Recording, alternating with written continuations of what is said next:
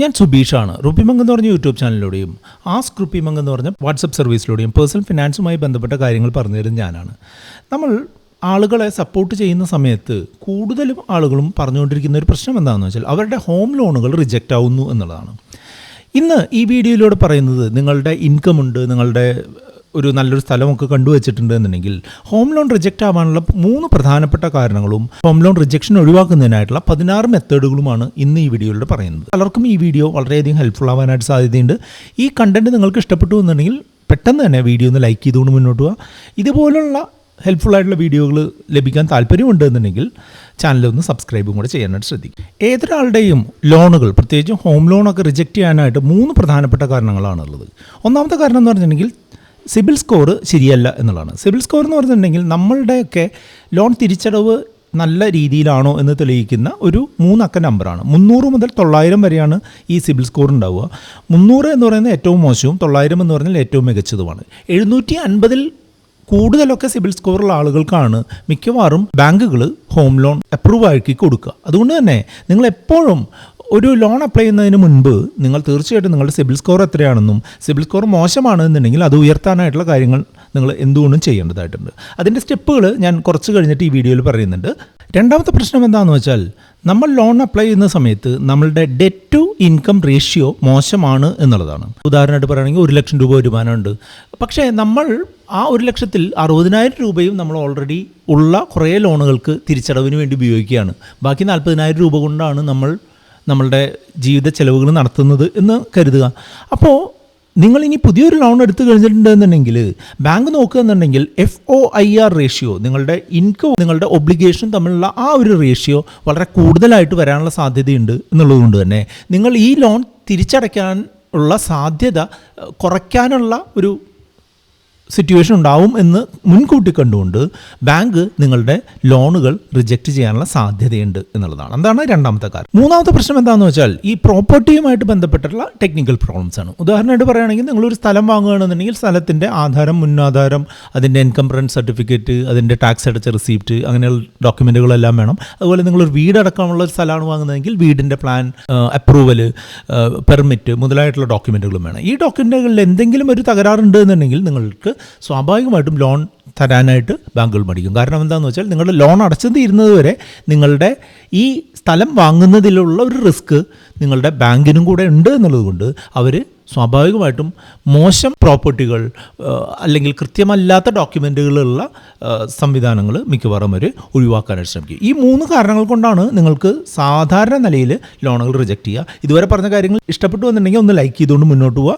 ഇനി ഇത് ഒഴിവാക്കുന്നതിനായിട്ടുള്ള 16 ഓപ്ഷനുകളും കൂടെ ഞാൻ പറഞ്ഞു തരാനായിട്ട് ശ്രമിക്കാം.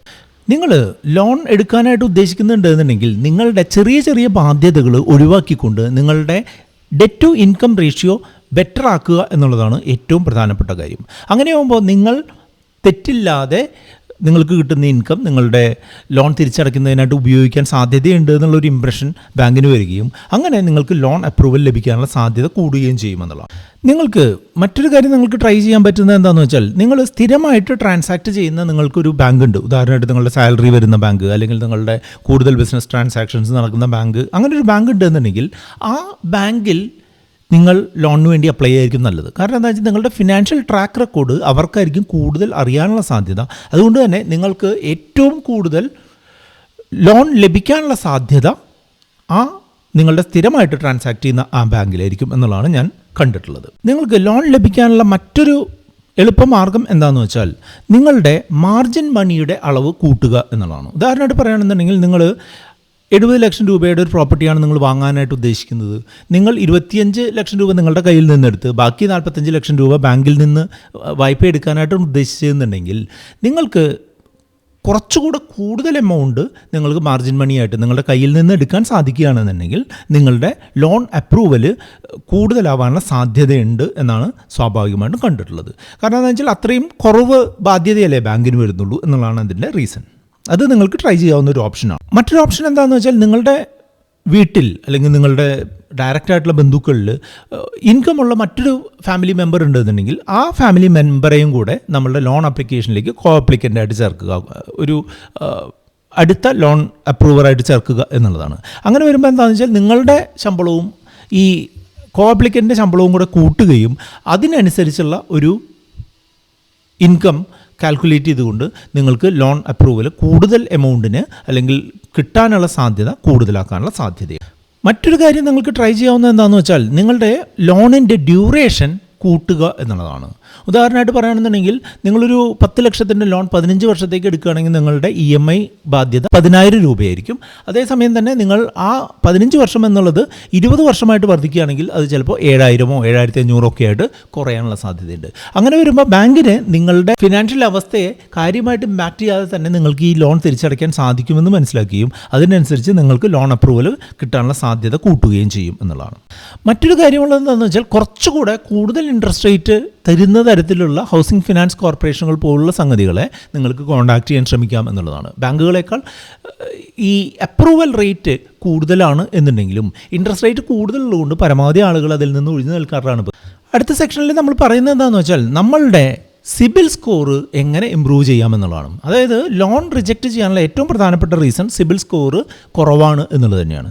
സിബിൽ സ്കോർ ഇമ്പ്രൂവ് ചെയ്യുന്നതിനായിട്ട് വളരെ അധികം ടെക്നിക്കുകളുണ്ട്. അതിലെ വളരെ ബേസിക് ആയിട്ടുള്ളൊരു ടെക്നിക്ക് എന്ന് പറഞ്ഞിട്ടുണ്ടെങ്കിൽ നിങ്ങളുടെ ലോണുകൾ കൃത്യസമയത്ത് തിരിച്ചടയ്ക്കുക എന്നുള്ളതാണ്. നമ്മളൊരു ബാധ്യത ഒരു ബാങ്കിൽ നിന്നോ മറ്റ് ധനകാര്യ സ്ഥാപനങ്ങളിൽ നിന്നോ എടുത്തിട്ടുണ്ടെങ്കിൽ അത് കൃത്യസമയത്ത് കൃത്യമായിട്ടുള്ള രീതിയിൽ തിരിച്ചടയ്ക്കുക എന്നുള്ളതാണ്. ഒരു കാരണവശാലും ഒരു ഡീഫോൾട്ട് വരുത്താനായിട്ട് ശ്രമിക്കാതിരിക്കുക എന്നുള്ളതാണ് ഏറ്റവും പ്രധാനപ്പെട്ട കാര്യം.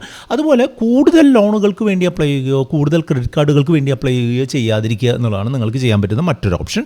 മൂന്നാമത്തെ ഓപ്ഷൻ എന്താണെന്ന് വെച്ചാൽ നിങ്ങൾക്ക് ക്രെഡിറ്റ് കാർഡുകളുണ്ട് എന്നുണ്ടെങ്കിൽ ആ ക്രെഡിറ്റ് കാർഡിൻ്റെ 30 മുതൽ 35% വരെ നിങ്ങളുടെ എക്സ്പെൻസ് ലിമിറ്റ് ചെയ്യുക എന്നുള്ളതാണ്. നിങ്ങൾക്ക് 1 ലക്ഷം രൂപയുടെ ക്രെഡിറ്റ് കാർഡ് ഉണ്ട് എന്നുണ്ടെങ്കിലും നിങ്ങളൊരു മാസം 30,000 രൂപയ്ക്കോ 35,000 രൂപയ്ക്കോ മാത്രം ആ ക്രെഡിറ്റ് കാർഡ് വഴി പർച്ചേസ് ചെയ്യുക എന്നുള്ളത് നിങ്ങൾ തീർച്ചയായിട്ടും നിങ്ങൾക്ക് ശ്രമിക്കാവുന്ന ഒരു കാര്യമാണ്. മറ്റൊരു കാര്യം നിങ്ങൾക്ക് ട്രൈ ചെയ്യാൻ പറ്റുന്നത് എന്താണെന്ന് വെച്ചാൽ നിങ്ങളുടെ ക്രെഡിറ്റ് ബിൽഡ് ചെയ്യുന്നതിൻ്റെ ഭാഗമായിട്ട് ഗോൾഡ് ലോണുകൾ EMI രീതിയിൽ തിരിച്ചടയ്ക്കാൻ പറ്റുന്ന ഗോൾഡ് ലോണുകൾ പോലുള്ള സംവിധാനങ്ങൾ നിങ്ങൾക്ക് യൂസ് ചെയ്യാനായിട്ട് ശ്രമിക്കാം എന്നുള്ളതാണ്. അതുപോലെ നിങ്ങൾ ഏറ്റവും പ്രത്യേകമായിട്ട് ശ്രദ്ധിക്കേണ്ട ഒരു കാര്യം എന്താണെന്ന് വെച്ചാൽ സിബിൽ സ്കോർ നിങ്ങൾക്ക് ഇമ്പ്രൂവ് ചെയ്ത് തരാം, ഒരു മാസത്തിനുള്ളിൽ സിബിൽ സ്കോർ ശരിയാക്കി തരാം എന്നുള്ള വാഗ്ദാനങ്ങളിൽ വീഴാതിരിക്കുക എന്നുള്ളതാണ്. സിബിൽ സ്കോർ ഒരിക്കലും ഒരു ദിവസം കൊണ്ടോ ഒരു മാസം കൊണ്ടോ ക്ലിയർ ആവുന്ന ഒരു സംഗതിയല്ല. സിബിൽ സ്കോർ എന്ന് പറയുന്നത് മിനിമം 3 മാസം മുതൽ ഒരു 2-2.5 വർഷമെങ്കിലും എടുത്താലാണ് മോശം സിബിൽ സ്കോറുകൾ നന്നായിട്ട് വരുന്നതായിട്ട് കണ്ടിട്ടുള്ളൂ. അതുകൊണ്ട് തന്നെ ആ ഒരു കാലയളവിൽ മിനിമം ഒരു 3 മാസമെങ്കിലും നിങ്ങളുടെ കാര്യങ്ങൾ കൃത്യമായിട്ട് മുന്നോട്ട് കൊണ്ടുപോവുകയും അതുപോലെ നിങ്ങൾ കൂടുതൽ നല്ല രീതിയിലുള്ള ക്രെഡിറ്റ് ട്രാൻസാക്ഷൻസ് നടത്തുകയും ചെയ്തു കഴിഞ്ഞാൽ നിങ്ങളുടെ സിബിൽ സ്കോർ ഗ്രാജ്വലി ഉയർന്നു വരും. സിബിൽ റിപ്പോർട്ടുകളിൽ എന്തെങ്കിലും തകരാറുകൾ ഉണ്ടെന്നുണ്ടെങ്കിൽ അത് കണ്ടെത്തി പരിഹരിക്കാൻ ശ്രമിക്കുന്നതും ഒരു നല്ല മെത്തേഡായിരിക്കും. ഇതുമായിട്ട് ബന്ധപ്പെട്ടിട്ടുള്ള 2 വീഡിയോകളാണ് ഇവിടെ കാണുന്നത്. അതുകൊണ്ട് നിങ്ങൾക്ക് മുന്നോട്ട് പോകാം. ഇതുമായിട്ട് കൂടുതൽ വിവരങ്ങൾ നിങ്ങൾക്ക് അറിയണം എന്ന് താല്പര്യമുണ്ടെന്നുണ്ടെങ്കിൽ നിങ്ങൾക്ക് കമൻറ്റായിട്ട് രേഖപ്പെടുത്താം. വീഡിയോ ലൈക്ക് ചെയ്യാനും ഷെയർ ചെയ്യാനും മറക്കരുത്.